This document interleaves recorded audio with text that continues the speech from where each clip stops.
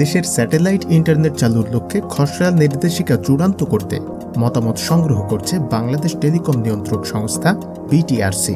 আসতে পারে ইলন মাস্কের স্টারলিংক। ইলন মাস্কের স্টারলিংক কৃত্রিম উপগ্রহের মাধ্যমে বিশ্বব্যাপী ইন্টারনেট সেবা প্রদান করছে। বর্তমানে আগারগাঁওয়ের বিসিএস কম্পিউটার সিটিতে স্টারলিংকের রিসিভার প্রদর্শন করা হচ্ছে, যেখানে 11 নভেম্বর থেকে শুরু হওয়া মেলা 16 নভেম্বর পর্যন্ত চলবে। মেলা উপলক্ষে রেন্ট কম্পিউটার এই পণ্য নিয়ে এসেছে এবং বাংলাদেশের তরুণ প্রজন্মের মধ্যে স্টারলিংক নিয়ে ব্যাপক আগ্রহ সৃষ্টি হয়েছে। মেলায় স্টারলিংক দেখতে বিসিএস কম্পিউটার সিটিতে প্রচুর মানুষ ভিড় জমাচ্ছে। স্টারলিংক মূলত এমন স্থানে ইন্টারনেট সেবা প্রদান করতে সক্ষম যেখানে সাধারণ ইন্টারনেট সেবা পৌঁছাতে পারে না। এটি 5 বছর আগে মহাকাশে কৃত্রিম উপগ্রহ পাঠিয়ে একটি বিশ্বব্যাপী নেটওয়ার্ক স্থাপন করেছে, যা streaming, online gaming, video calling সহ নানা কাজের জন্য ব্রডব্যান্ড ইন্টারনেট সরবরাহ করে। স্টারলিংক পৃথিবীর নিম্ন কক্ষপথে অবস্থিত বিভিন্ন স্যাটেলাইটের নেটওয়ার্ক ব্যবহার করে ইন্টারনেট সেবা প্রদান করছে। স্টারলিংক রিসিভারের এককালীন মূল্য $349 মার্কিন এবং প্রতি মাসে গ্রাহক ফি $120।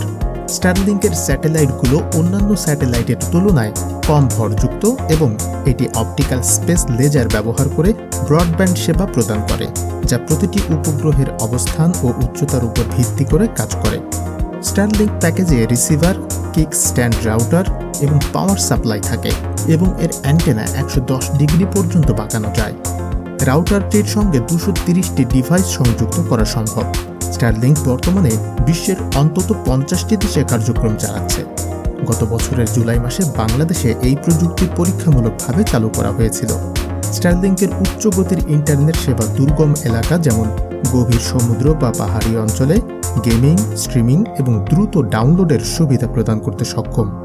বিশেষজ্ঞরা মনে করেন স্টারলিংক এবং এর মতো অন্যান্য প্রতিষ্ঠানগুলোর জন্য সঠিক রেগুলেটরি নীতিমালা ও লাইসেন্সিং প্রক্রিয়া তৈরি করা প্রয়োজন, যাতে তাদের কার্যক্রম দেশে কিভাবে প্রভাব ফেলবে তা নির্ধারণ করা যায়।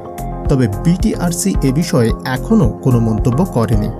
একটি কর্মকর্তা জানিয়েছেন যে সবার মতামত নেওয়ার পর আলোচনার মাধ্যমে চূড়ান্ত নীতিমালা প্রস্তুত করা হবে এবং তা প্রকাশ করা হবে।